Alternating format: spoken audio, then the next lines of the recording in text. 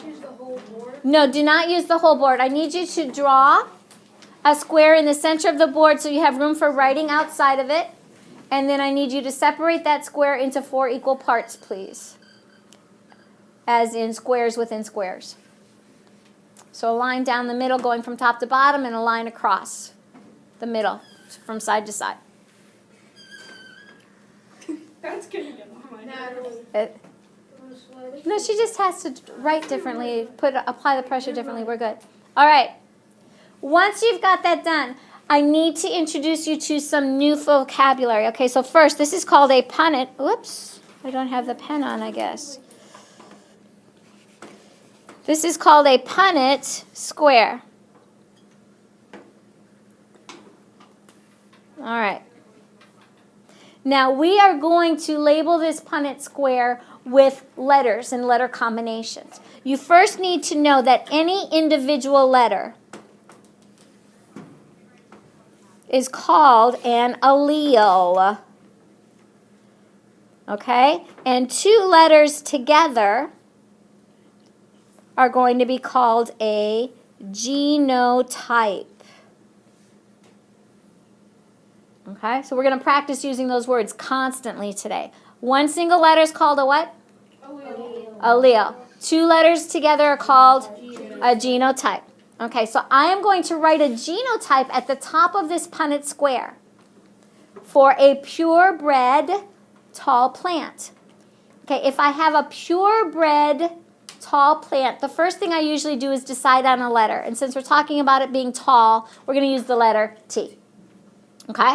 Since it's purebred, that means the letters have to be Capitalized. well, not because it's purebred, it doesn't have to be capitalized. Since it's purebred, the letters have to be the same. Okay? Now, the next word we have to talk about is if it's dominant or if it's recessive. If it's dominant, the letter is going to be capitalized. Okay? So, if we take a tall, purebred pea plant, what do you suppose the letter combination is going to be? A tall means it's going to be what letter? T. Purebred means it's going to be P. the same. And if it's dominant, it's going to be 2 capital letters. So dominant, purebred pea plant, 2 capital T's, one above each of the separate boxes in the Punnett. Does that make sense? Yes? If you would write it backwards, would it still give you like the same, like if you put the T's on that side, would it still give you Yes, it would. Absolutely. Good question. It does not matter if you start at the top or you start at the bottom. I'm just in the habit from all of them that I've done to start at the top because that's how I was shown, but you could start on the side and it would not matter. It's just like you might always have the mom at the top or the dad at the side and vice versa. It's just what you're in the habit of doing. Okay, now, what if I say I'm going to have a purebred recessive plant that's short? It's going to be not capitalized. Not capitalized. We're going to still use T, though, because we were talking about height, tallness. And then what? Then we're going to combine them in the square. So what am I going to put to the left of the first square, though? The capital T. Nope. We said it's recessive and it's purebred. Nick? a lowercase Lowercase. t? Okay, and then what am I going to put at the one down here on the bottom left? The same. A A lowercase t. a lowercase t. Like that? Good job. All right? So this one right here was the short plant, and this one up on top was the tall plant. Questions so far? Wait, how do you spell recessive? I didn't have room to write that. We'll get that on the next slide. Okay. All right? Yes? But is those ones still tall? Because they're T? Like, This is tall, yeah. No, we're using lowercase t to represent short in this case because we're talking about tallness. So we're just using T in general for the tallness of the plant. You could use a different letter if you want, but with some things I'm going to show you later, that's going to get you confused. So that's why we're keeping the letters the same. That's a good question, though. All right, now we are going to fill in the punnets. When we complete the punnets, any letter on top of a column gets written down that entire column in every box. And every letter to the left of a row gets written in every box that's fallen within that row. So we're going to start in the top left corner. Capital letters will always be written first, no matter whether it comes from the top or whether it comes from the side. So we're going to bring the capital T down, and we're going to bring the lowercase t over. So when we write that in the square, it's going to be capital T, lowercase t.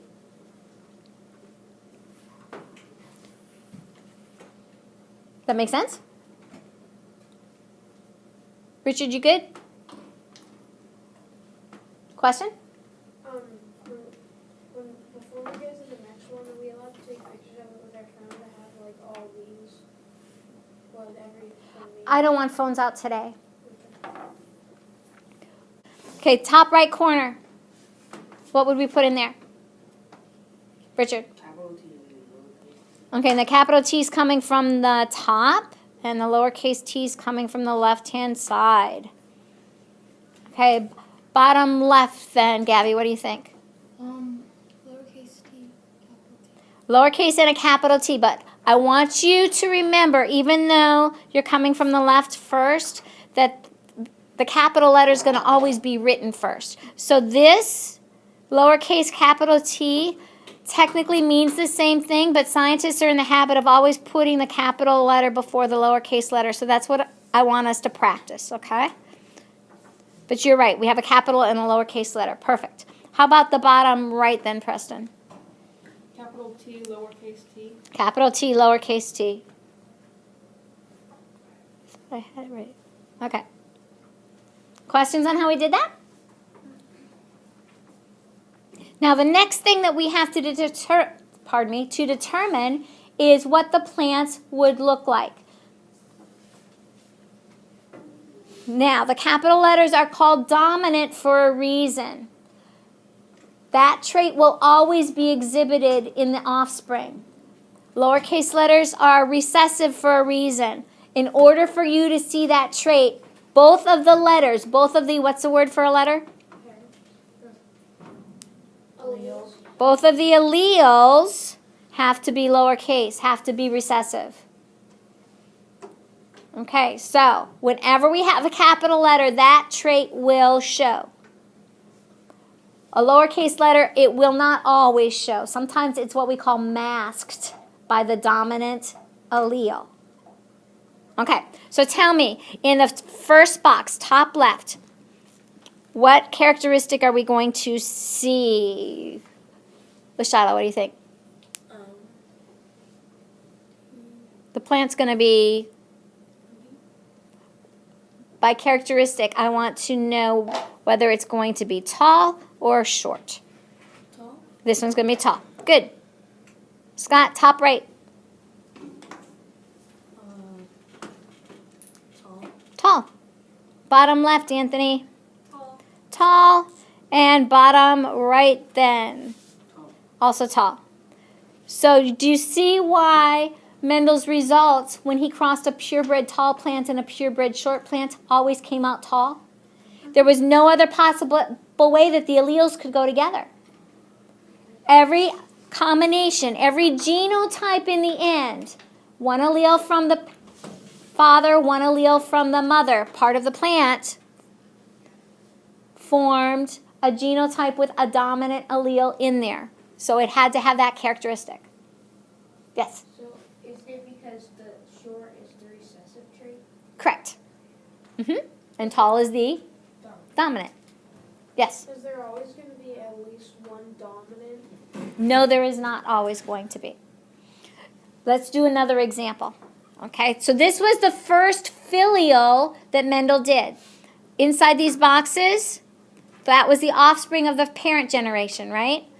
Okay, now Mendel took this first filial, the first offspring, and he crossed them. So let's do a new punnet showing what's going to happen when we cross that. So get rid of this one. And you're going to draw another Punnett.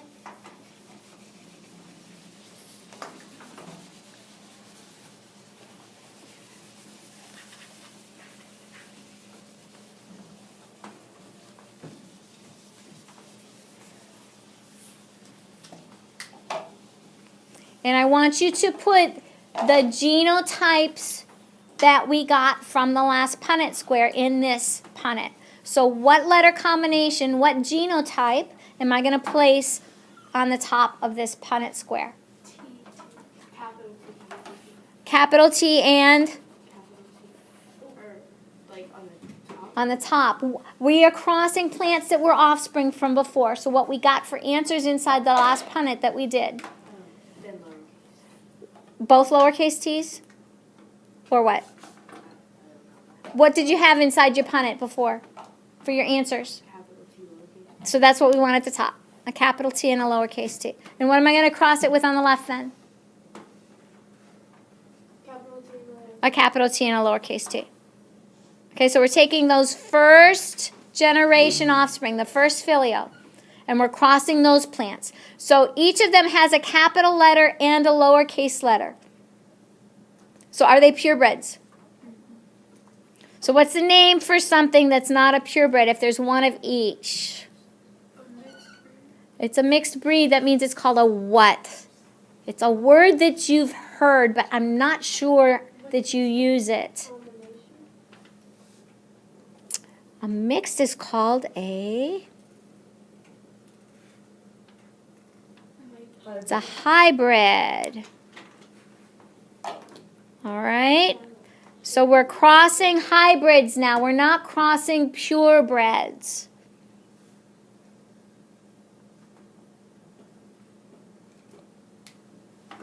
Okay, so let's go around and see how these boxes will get filled in. Natalie, top left, what would the genotype be that we would get from crossing those alleles? Perfect. And the top right, Caitlin. Capital T, lowercase t. Good. Nick, bottom left. Capital T, lowercase t. Good. Stephen, bottom right. Lowercase t, lowercase t. All right. So from those parents now, the offspring having reproduced and gotten their own offspring, the second filial is what's inside these boxes. Those are all of the possible outcomes. Now let's take a look at these and decide, are the chances for the offspring here then all tall again or not? So Carly, top left box, would that particular plant be tall or short? That one would be tall. How about the top right, Caitlin? That would also be tall. Bottom left, Gabby. Tall. And bottom right, LaShyla. Short. Excellent work. Now, I have a new vocabulary word for you. You know that the letter combinations are called genotypes. The words, the descriptions of the physical features are called phenotypes.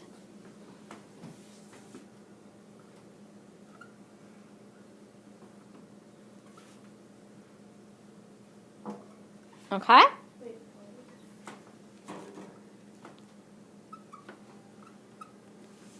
So let's review the vocabulary that we've learned so far. If I have just one single letter that I'm using to describe a trait, that's called an allele. If I put a two-letter combination together that talks about the characteristics that something has from both parents, one allele comes from one parent, one allele comes from the other parent. Those two together are called a genotype. Okay. If the two letters are identical, for right now, because we're just talking in terms of plants that started out this way with what Mendel used in his experiments. He started with 2 capital T's, for example, and 2 lowercase t's. The 2 letters being identical means that those plants were what? Purebred. And the 2 letters being different as far as one capitalized and one not, hybrid. Okay, good job with the vocabulary so far. Now I want you to look at this in terms of the probability. Remember from math. We're going to compute the probability using the example that you see here. What's the probability that these plants, when crossed, that this, let's change colors, that this plant crossed with this plant will give us a tall plant? What's the probability? 3/4, because we've got tall 1, tall 2, tall 3 out of 4. So that's what percent if we make that into a percent? 75%. Good. What's the percent chance that the plants will be short? 25% chance that they're short. All right. What's the probability that the offspring will be hybrids? 1/2. 2 out of the 4. Got the idea? I see a puzzled look. So here's a hybrid because it's a capital and a lowercase letter. Here's a hybrid that's a capital and a lowercase letter. So 2 out of 4 is the probability for getting a hybrid result. So 50% chance that the offspring would have a genotype that's a hybrid combination. So you don't count like the top genotype? I was talking about the offspring because we are talking about what's inside these boxes right now for the possible outcome. Any other questions on that? All right, erase and let's do another.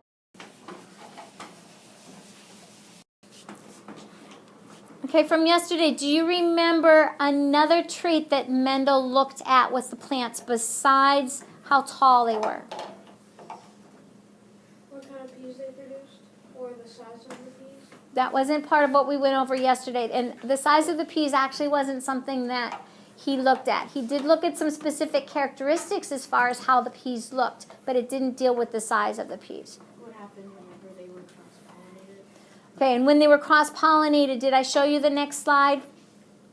Yeah, the one where you like cut off the thingies. Where you cut off the filaments? Okay, did I show you the slide after that one? No. Okay, so I did not show you the flower colors. Yes, you did. Yeah, like one purple. Because one was purple and then one was white and then the bottom was purple. All right, that's what I want us to put in the Punnett Square. So I want you to think in your head, what happened in that? Okay, so with the color, purple would be which kind of an allele? What happened? Think about what happened. And so how are we going to describe the purple color from what you saw happen, Nick? It's dominant. It's dominant. Why are you saying it's dominant? Because it showed more often. It showed more often. That's one way we can do it, but sometimes that's not always accurate, just that in itself. What happened was we took a purple and a white flower, and what result did you see?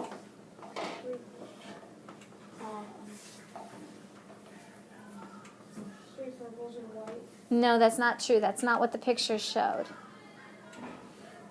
Wasn't all 4 of them purple? All 4 of them were purple. So he crossed a purple flower with a white flower, and all of the results were purple. That tells you about the colors and which one's dominant and which one's recessive. Because did the white show up at all in the result? So that meant that that color was what we call masked by a dominant allele. Okay? So if I am going to show in terms of genotypes the colors and what's happening, we always choose a letter for the dominant characteristic. So what letter should we use? P for purple. Excellent. So, okay, so first of all, we're going to use the letter P for purple. Now, on the top, what letter combination, what genotype should I put for the purple? Because Mendel started each of his experiments the same way. He used what kind of plants when he started his experiments? Purebred. So if we've got a purebred purple that is dominant or recessive? Dominant. What should the letters look like on top of the square? I need both letters for the genotype, not just one. Nick. 2 capital P's. All right? Now we're going to always use lowercase for the opposite thing that we're comparing it to. And we're going to always use the same letter. We're going to choose the letter for whatever the dominant trait is, and then we're going to use a lowercase letter for whatever the opposite thing was. So capital P is going to be for purple. And what are we going to do for the other side of this Punnett then? What do I need, Caitlin? Lowercase p? Well, how do I write the left side then? The top square on the left and the bottom square on the left. Capital P and then lowercase p. Nope.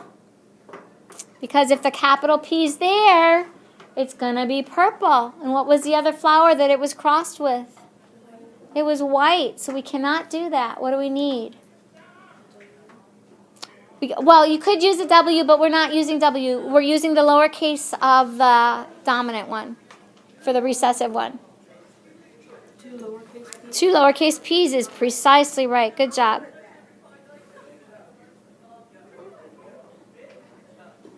So does the lowercase p stand for white? Lowercase p stands for white. It's the recessive trait.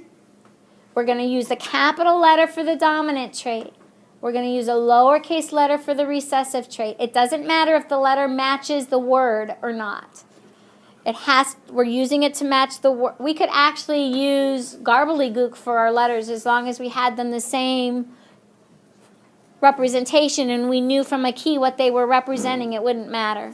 I'm just trying to make it so that we've got some similar way that we do it all of the time so that you understand what it's talking about. So now, fill in your Punnett. Complete your Punnett with your, what's the word of the letter combinations? Genotype. So what's going to be in the top left, Carly? Capital P, lowercase p. Good. Top right, Caitlin. Bottom left, Gabby. Lowercase p, capital P, lowercase. Good job. Yes. And Lashada. Capital P, lowercase. All right. So now that's the genotype. What was the new word that I gave you last time to describe it? Phenotype. So now I want you to write in the phenotype for every one of those.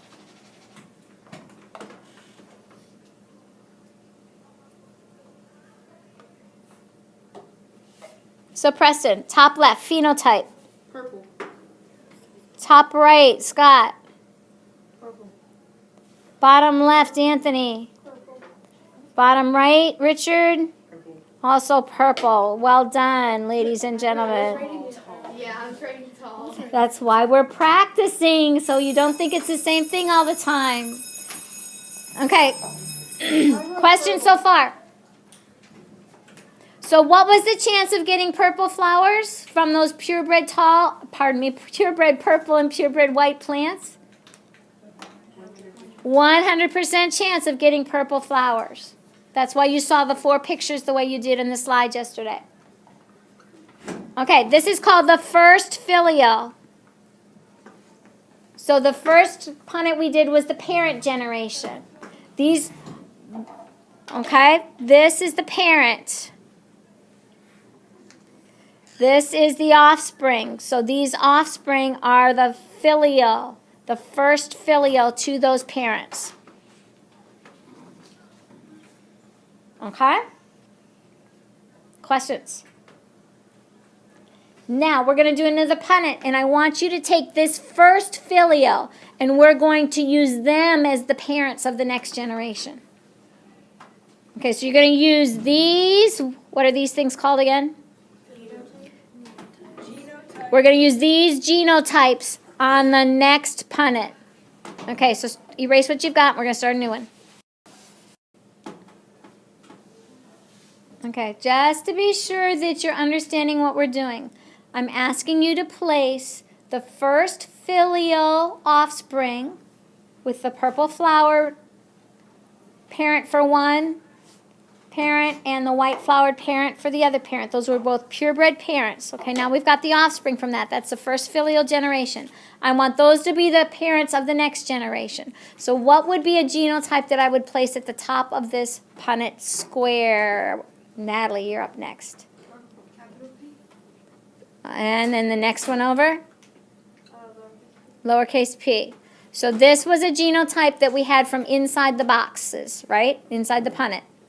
Correct. That's one parent. The next parent. Same thing. Okay, now since we've got a capital and a lowercase letter, these are called what kinds of genotypes? They're hybrids because you've got a dominant and a recessive allele combined together. Okay, now inside the top left of the Punnett, then Nick, what do we get? Capital P, capital P. Okay, and that is, if I'm going to say it's a two-letter combination, what's the vocabulary word for that? That's an example of a Genotype. genotype. Perfect. Now, I want the phenotype. What's the phenotype for this? Purple. Purple. Most excellent. Okay, do the same thing then for the next one over, please, Stephen. Top right is purple. I'm missing something first. Oh, P and the capital P, then a lowercase p, and then it's purple. Okay, the capital P and lowercase p is the what? Genotype. And purple is the Genotype. phenotype. Excellent. Okay, bottom left, Carly. Capital P, lowercase p. And Purple. it's purple. And purple is called the... Genotype. What was the question again? What is purple?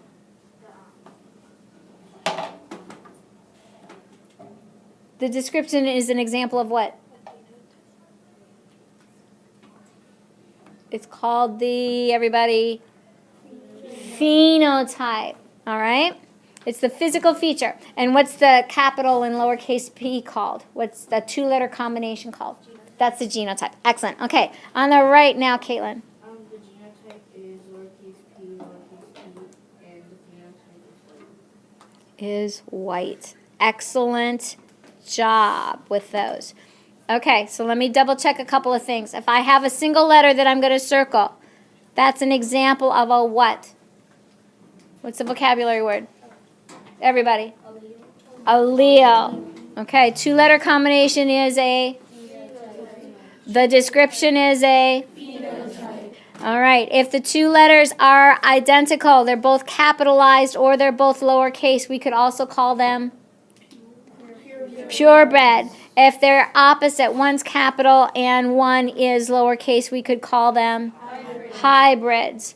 All right. A capital letter is also telling us, besides it being an allele, that it is what kind of allele?